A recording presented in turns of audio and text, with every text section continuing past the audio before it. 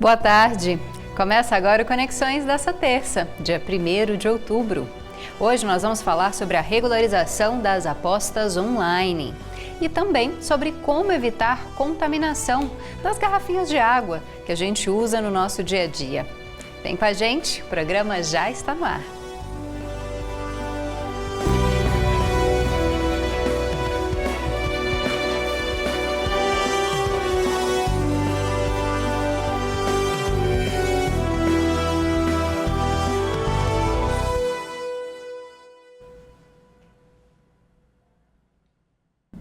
Seja bem-vindo e bem-vinda você que nos assiste ao vivo pela TV UFG ou nos acompanha em qualquer dia e horário no canal da TV no YouTube.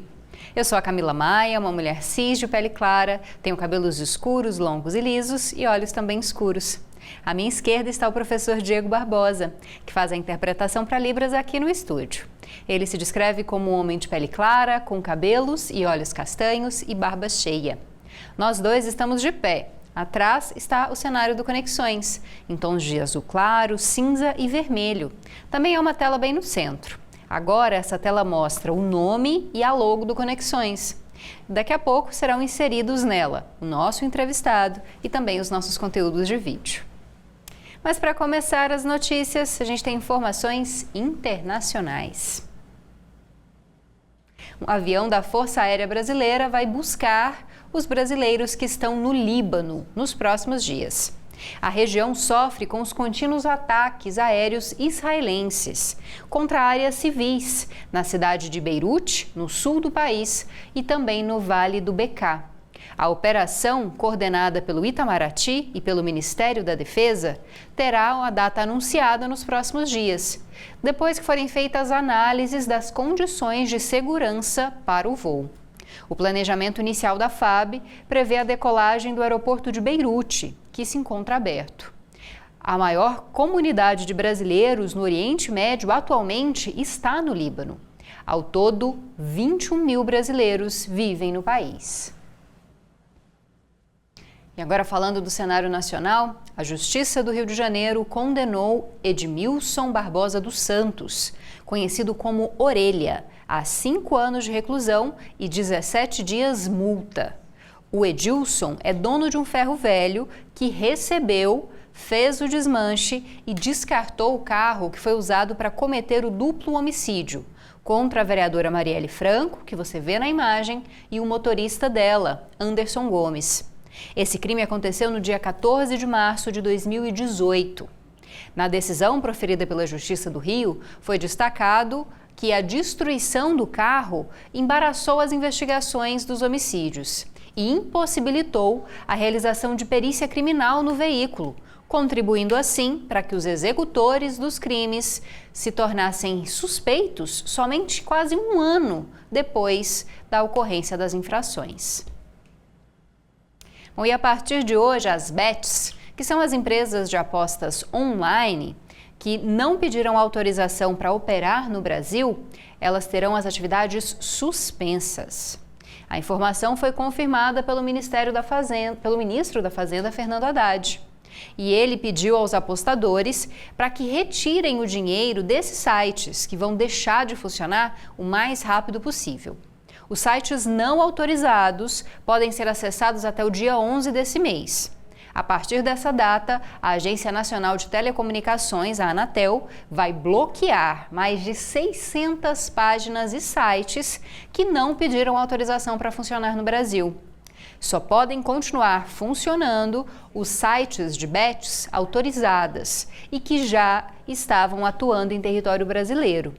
Quem for suspenso pode fazer o pedido para voltar a atuar, mas vai para o final da fila de análise. As empresas autorizadas devem pagar 30 milhões de reais para operar legalmente no Brasil. Isso com até 3 marcas e por 5 anos. Quem operar sem autorização pode receber multa de até 2 bilhões de reais.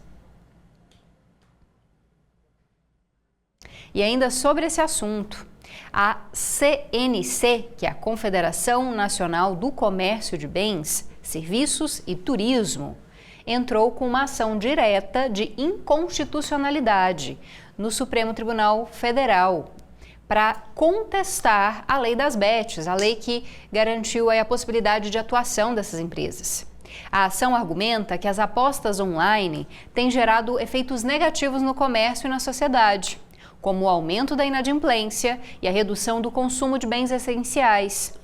A Confederação revelou que os brasileiros gastaram quase 70 bilhões em apostas, do ano passado para cá.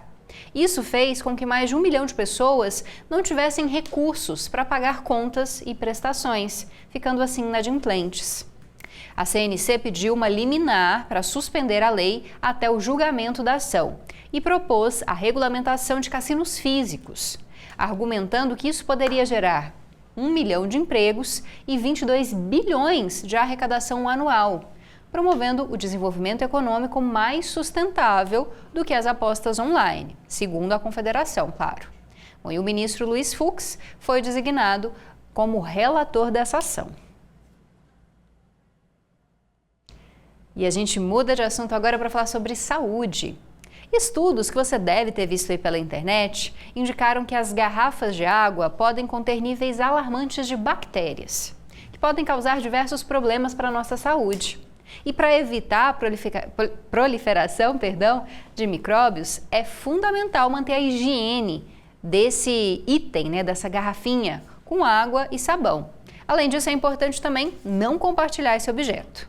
Mas para te explicar certinho o que você faz para evitar que a sua garrafinha de água fique contaminada, a gente vai conversar agora com o Marcos Cunha, que é biomédico e que vai aparecer aqui na nossa tela para conversar de forma remota com a gente. Olá, muito obrigada pela sua presença, seja bem-vindo ao Conexões.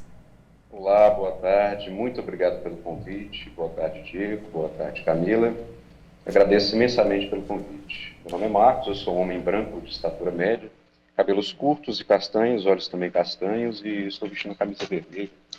Obrigada pela sua descrição, Marcos. Para a gente começar, primeiro, para a gente evitar disseminar informações falsas, Muita gente colocou na internet certas pesquisas dizendo que uma garrafinha de água poderia ter mais contaminação que um vaso sanitário, por exemplo. Isso é real? Essa contaminação é realmente tão potencial nas garrafinhas de água ou é só uma coisa para deixar a gente assustado? As pessoas ouvem esse tipo de informação e devem pensar, nossa, meu cachorro esteve certo o tempo todo, é melhor beber água da privada que da garrafinha. Não, isso não é verdade. Embora haja mais bactérias, é possível que haja mais bactérias numa garrafinha d'água do que na superfície de um vaso sanitário, é importante a gente conferir qual é o tipo dessas bactérias. As bactérias que estão no vaso sanitário são mais danosas à nossa saúde, propriamente as bactérias que estão na garrafinha d'água. No entanto, é importante haver higienização todos os dias da garrafinha de água para poder impedir a proliferação de bactérias que venham a causar mal para a nossa saúde. Já que você já falou um pouquinho disso, Todos os dias, então, Marcos, a gente tem que lavar. Como lavar essa garrafinha? É necessário esfregar? É necessário usar um produto específico? Somente água, sabão e a bucha, preferencialmente do lado amarelinho da bucha, para não causar ranhuras nas nossas garrafinhas d'água. Todos os dias de manhã é importante a gente fazer esse trabalho para evitar contaminação. Interessante também, se for possível, ferventar a garrafinha d'água, caso ela não seja de plástico, usando uma água quente e bicarbonato. O bicarbonato ajuda a desodorizar e a água quente auxilia no processo diferente de esterilização dessa garrafinha. Mas lavar todos os dias de manhã com uma bucha, sabão, detergente, uma escovinha de mamadeira para lavar a tampa, principalmente aqui nas ranhuras da tampa da garrafa d'água, da abertura dela. Isso é mais que suficiente, não precisamos aí de nada muito elaborado para poder fazer isso, não. E, por exemplo, se tiver uma contaminação com essas bactérias que você citou no começo numa garrafa d'água ou em qualquer utensílio que a gente use, para comer ou para beber, que tipo de problema que a gente pode ter? Pode chegar a ser algo sério? São problemas gastrointestinais, por exemplo? O que podem causar essas contaminações? É comum a gente encontrar, nos estudos a gente encontra a presença de algumas bactérias que são responsáveis por danos gastrointestinais, um enjoo, uma diarreia, vômito. Desarranjo gastrointestinal é muito comum, mas infecções na na área da faringe, laringe, também são comuns. É muito importante a gente evitar compartilhamento de garrafinhas d'água, justamente para poder evitar encontro de bactérias diferentes do que a gente tem na nossa microbiota oral. E até infecções virais também é comum de acontecer. Fúngicas, para pessoas que têm alergias a esporos de fungos, a fungo, a mofo, acontece também de poder enfrentar alguns problemas pertinentes a isso aí. Você falou uma coisa importante, a gente não deve compartilhar, né, esses utensílios que a gente faz uso. Por exemplo, eu costumo tomar num copo d'água. Eu não devo compartilhar com outras pessoas, mesmo que sejam pessoas próximas, né, para que não haja essa contaminação. Sim, é interessante que seja feito dessa forma. Eu, particularmente, quando vou usar minha garrafinha d'água, eu evito de colocar a boca diretamente na tampa, quer dizer, na abertura da tampa, justamente porque eu evito de colocar aqui matéria orgânica que está na minha boca e que a microbiota da minha boca venha contaminar mais a garrafa d'água. E se a gente faz isso compartilhando com terceiros as garrafinhas d'água, a gente pode estar inserindo dentro da nossa boca uma microbiota, micro-organismos diferentes do que a gente tem habitualmente, né? Bom, tem mais alguma orientação para a gente, Marcos, que é importante a gente saber para evitar ficar doente, para evitar, né, fazer os nossos utensílios aí de potenciais cultivadores, né, de bactérias? O mais importante sempre, todos os dias, fazer, principalmente na parte da manhã, lavar a garrafinha d'água com água e sabão, evitar colocar ela em ambientes quentes, porque o calor junto com o ambiente fechado e escuro dentro da garrafinha d'água pode gerar uma proliferação de micro-organismos ali, bastante anormal. Evitar compartilhamento de garrafinhas d'água, a gente acabou de citar, né? Os materiais das nossas garrafinhas d'água, o plástico é um meio termo. O alumínio é menos interessante e o vidro demonstrou ser menos contaminante que os outros materiais. Provavelmente por conta da transparência do vidro. A luz solar, principalmente, ela é capaz de inibir parcialmente o crescimento de alguns micro-organismos, né? Então é melhor optar por... Qual seria a sequência? Vidro, plástico, alumínio? Vidro seria melhor, depois alumínio, não, depois plástico, depois alumínio. Bom saber. No entanto, não é tão diferente assim o nível de contaminação, mas se a gente pudesse escalonar, vidros transparentes seria um pouco melhor que as outras. Tá certo, Marcos. A gente conversou então com o biomédico Marcos Cunha, dando essa orientação para você que costuma levar sua garrafinha de água para a academia, para a escola, para o trabalho, como fazer a higienização e a importância desse processo de higienização. Obrigada, viu, Marcos? Boa tarde para você. Eu agradeço, muito obrigado. E agora a gente vai para um rápido intervalo, daqui a pouquinho volta com informações a respeito de uma operação que combate fraudes relacionadas a pensões, a aposentadorias de pessoas que sofreram com o acidente do Césio 137. Também temos informações sobre esportes. Fique por aí, a gente volta já já.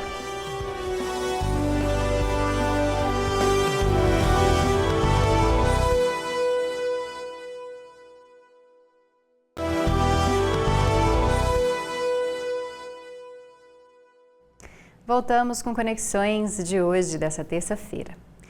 E agora nós vamos contar que uma operação da Polícia Civil resultou na prisão de pessoas envolvidas em um esquema de fraude relacionado ao pagamento de benefícios destinados às vítimas do acidente com Césio 137, que aconteceu em 1987, aqui em Goiânia. Bom, durante essa operação foi desarticulado um grupo criminoso, que era composto principalmente por advogados. Esses profissionais captavam clientes que trabalharam no período do acidente e ingressavam na justiça pedindo a isenção de impostos, do imposto de renda recolhido na fonte, e esses pedidos eram feitos a partir de diversos documentos falsos, como laudos médicos, por exemplo. E conforme a Polícia Civil, o esquema causou um prejuízo estimado em 20 milhões de reais ao estado de Goiás. A Procuradoria-Geral do Estado informou que 6 advogados são suspeitos de envolvimento nesse crime. A operação pretende reverter as decisões judiciais que beneficiaram os investigados e recuperar os valores pagos indevidamente. A PGE, em conjunto com a Polícia Civil, analisa os processos para identificar todos os casos que utilizaram documentos falsificados. E agora o assunto é capacitação. O governo de Goiás, em parceria com o SENAC, oferece 160 vagas em cursos profissionalizantes gratuitos, nas áreas de tecnologia da informação e design gráfico. Essas formações são destinadas a pessoas com mais de 15 anos, com pelo menos o ensino fundamental completo. As inscrições estão abertas e podem ser feitas pelo site da Secretaria da Retomada ou presencialmente na Central Mais Empregos e também nas unidades do SENAC em Goiânia. Os cursos serão ministrados de maneira presencial, tanto pela manhã quanto à tarde. Então, para saber mais informação, o site já está aqui na tela, goias.gov.br/retomada, goias.gov.br/retomada. Bom, e hoje começamos uma nova série especial aqui no Conexões, produzida pelos integrantes do projeto Intercomunicação. Uma vez por semana, você vai poder acompanhar a história de diferentes mulheres no mercado de trabalho, mostrando a força feminina e como essas mulheres, lidam com os desafios e também as conquistas das diferentes profissões.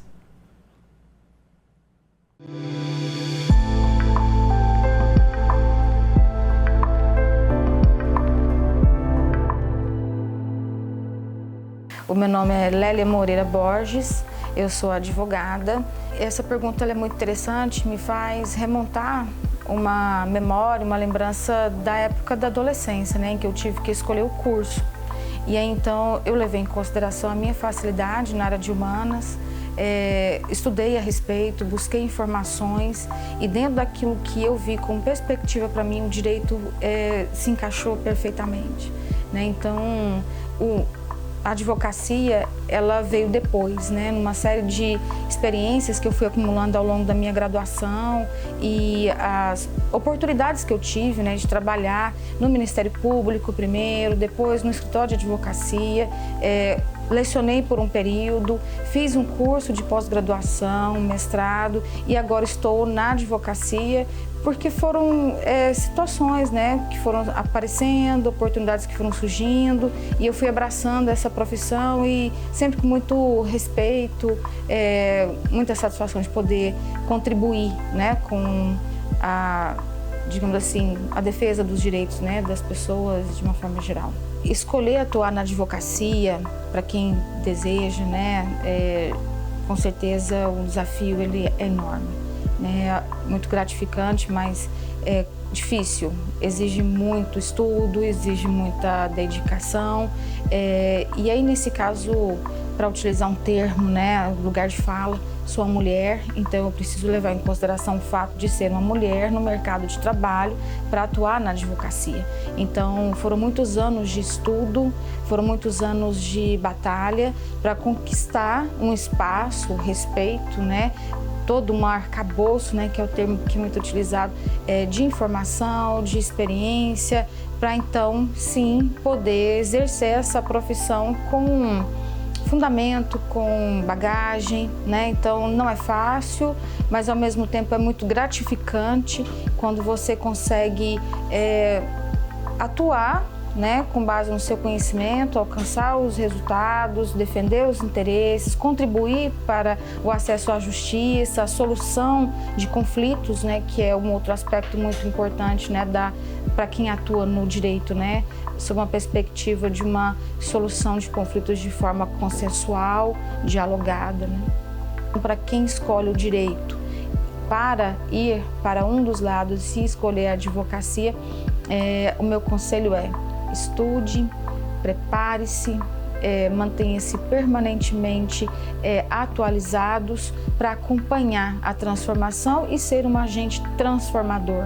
O que eu gostaria de falar, e aí eu gostaria de falar com as meninas, com as mulheres que escolhem ser advogadas, é que eu diria, vão em frente, se esforcem, enfrentem, lutem, porque vale a pena. Existem várias mulheres no Brasil, movimentos de mulheres inclusive que se reúnem para transformar a advocacia numa profissão mais equânime, mais justa, inclusive para a mulher, né? Então, existe uma série de lutas, né, de direitos que precisam ser ainda consolidados, e aí então eu convidaria as mulheres, né, que pretendem a advocacia a abrir os olhos também para esse aspecto, né, da luta da mulher na advocacia, que é muito linda, maravilhosa. Bom, e esse quadro, Elas nas Profissões, como eu disse, foi produzido por estudantes do projeto Intercomunicação, que reúne graduandos de diferentes faculdades aqui da UFG e que é coordenado pela professora Gabriela Marques. Bom, vamos com algumas dicas culturais para você.